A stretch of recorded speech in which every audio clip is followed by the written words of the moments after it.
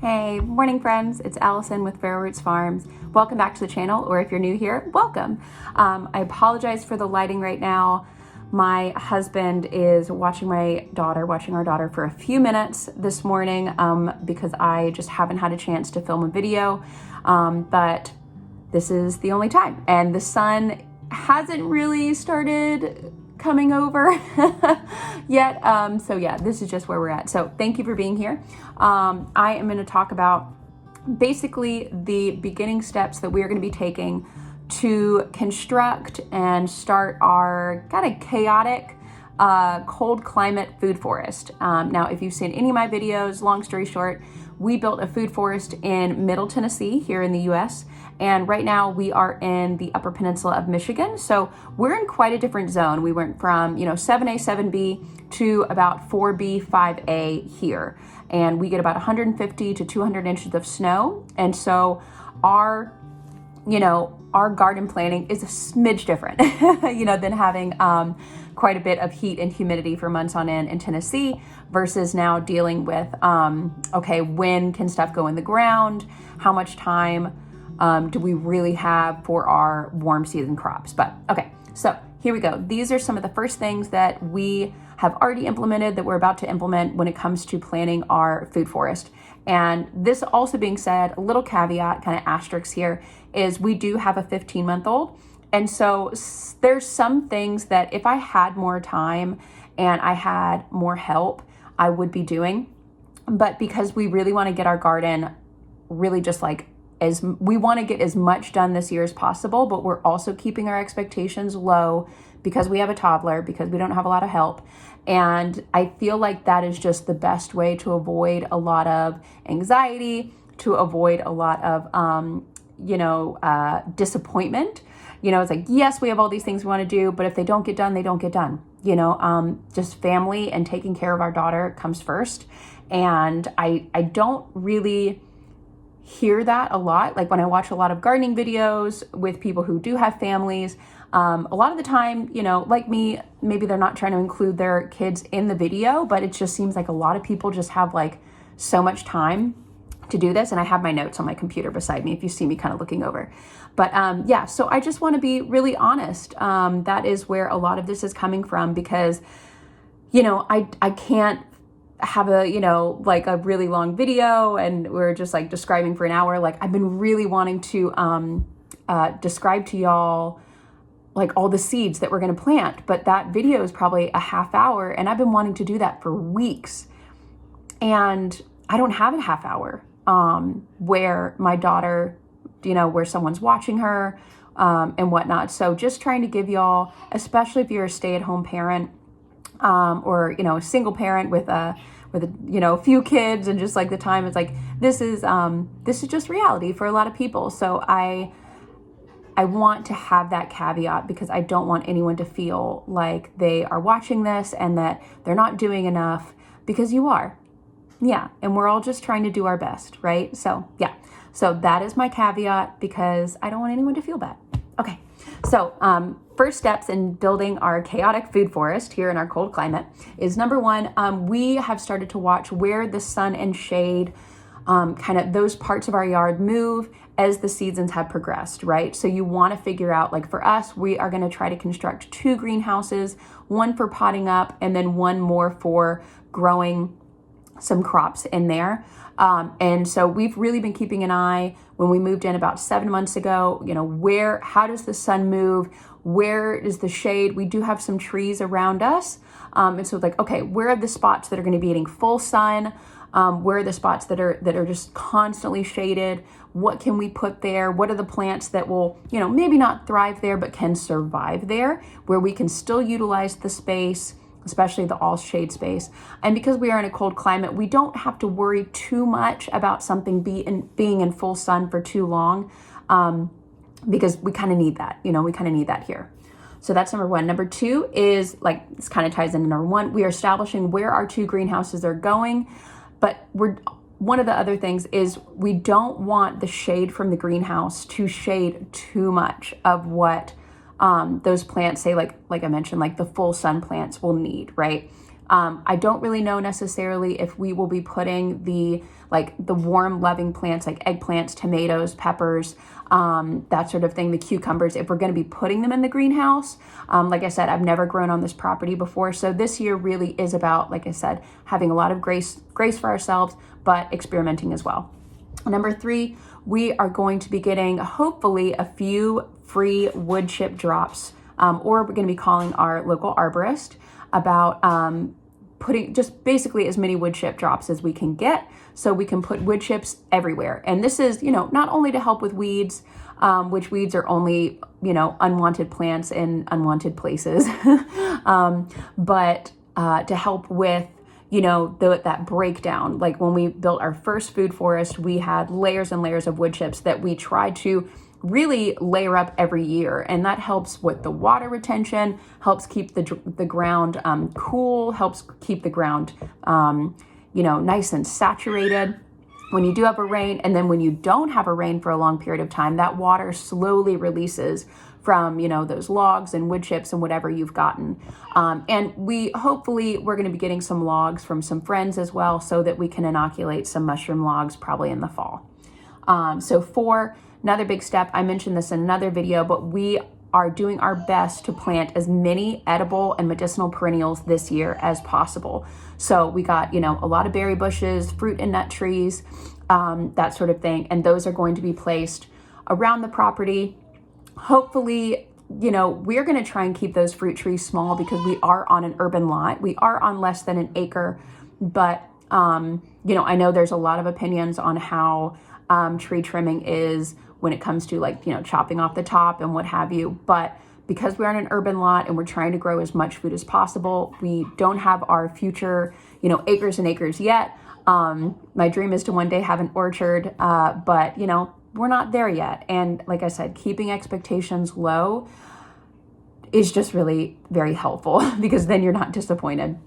So yeah, planting perennials, I will say that is just something that I always recommend to people. We're going to be planting, there's a little rhubarb here, but I really want to plant asparagus as well because it takes a few years for those patches to really take off, right? Same as fruit and nut trees, takes a few years depending on the variety, depending on the age of the tree already, for those to really take off and bear fruit and bear nuts. And so getting those in the ground first and kind of making those a first priority when you're first setting up your food forest is really, I just recommend, aside from your soil testing and all that kind of stuff, which we haven't gotten a soil test. We just haven't had time, but maybe in the next couple years we will. Okay.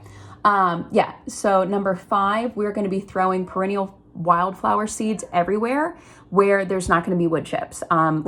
We have some patches in our front yard that, are by the road, and there's so much snow that comes off that, is, kind of, that is snow blowed over, and it gets pretty gross from the road, right? So we don't want to plant anything edible right on the road. It's just too much snow, too much stuff from the road that's getting put over. I don't really trust that soil, right? So I want to put as many wildflower seeds as I can, right there. So at least that space is used. The pollinators are going to be getting, some food, and, insects and wildlife will have some shelter in that strip there. Okay. I have pinpoint what we want to remove when it comes to some of the plants that are already here. There's not too many, but for us, we really do always lean more towards, okay, is this medicinal? Is this edible? Does it have a purpose? And if it's just ornamental, yes, beauty is a factor, but for me, I like if it has a few more different factors, right?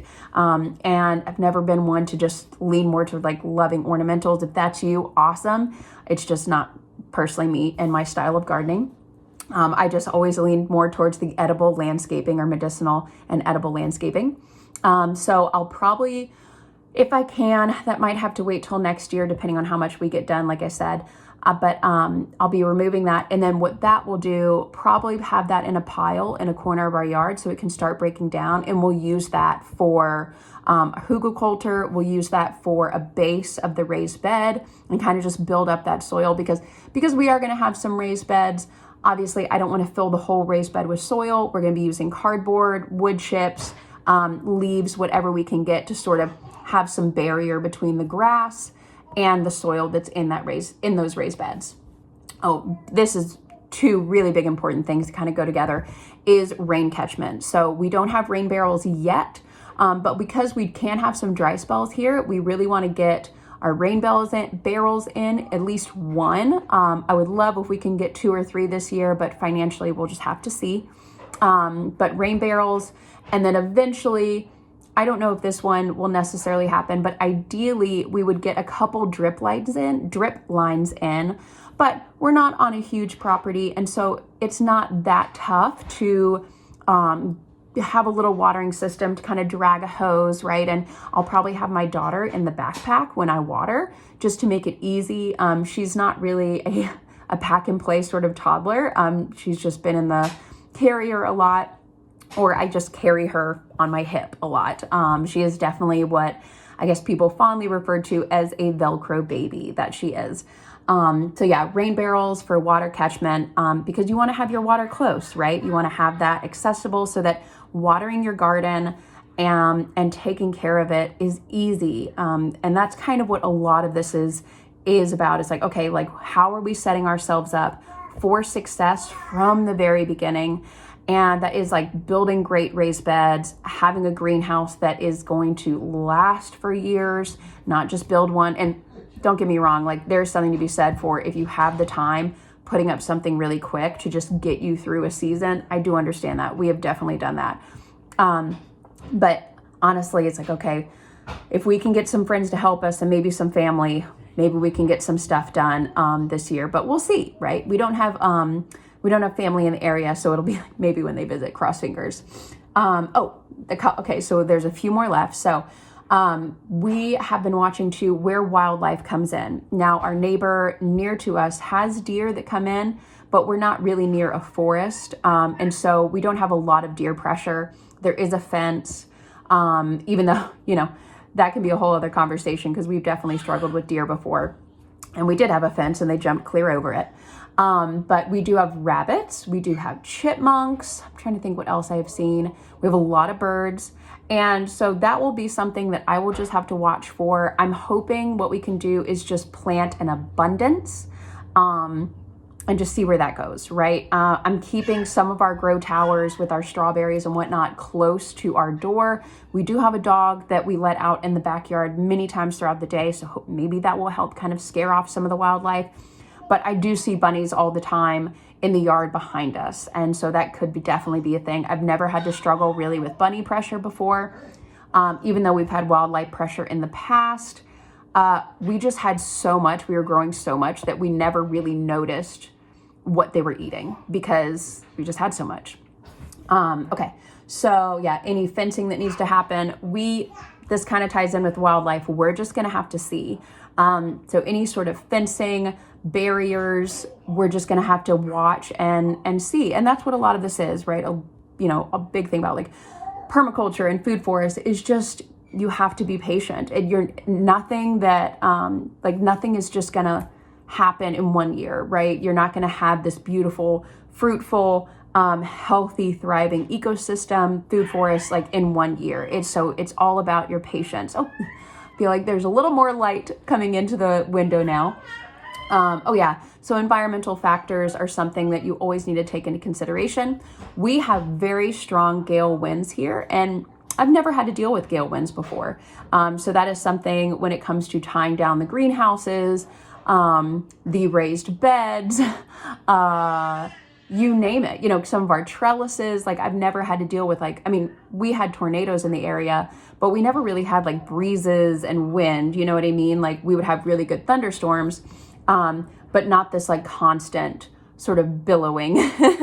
And so that's something that I'm like, okay, I need to figure out, what these environmental factors are, and just watching that, looking out your window, looking at your space, taking in, like seasonal happenings. Like, okay, this sort of happens in spring and summer. How do I need to prepare?